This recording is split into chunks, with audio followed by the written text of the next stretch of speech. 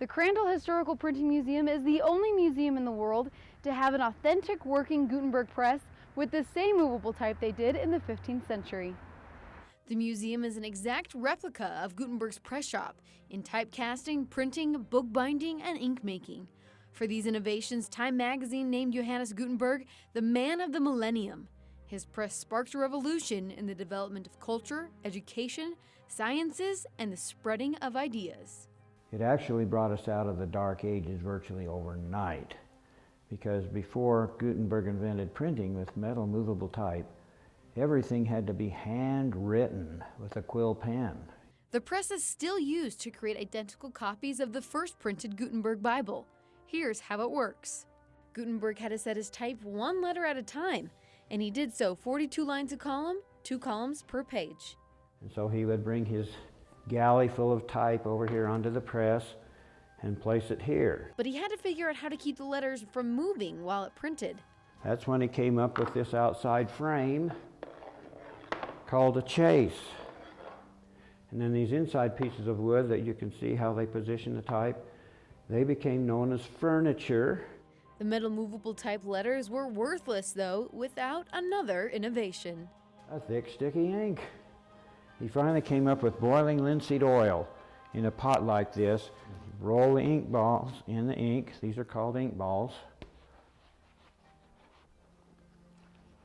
Roll them together like this so both ink balls had exactly the same amount of ink, having to be perfectly smooth and of the same density over the whole surface of the ball.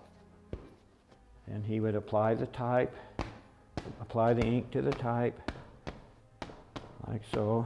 In order to print every piece of paper in the same way, he invented a mechanism to hold the sheets in place. This is called the tympan. It's just leather over a frame that provides a place for us to put our paper on. We place the paper on like that, and when he prints on the other side, he puts the paper back on through those same holes, so that gives him perfect alignment between the front and the back of the sheet.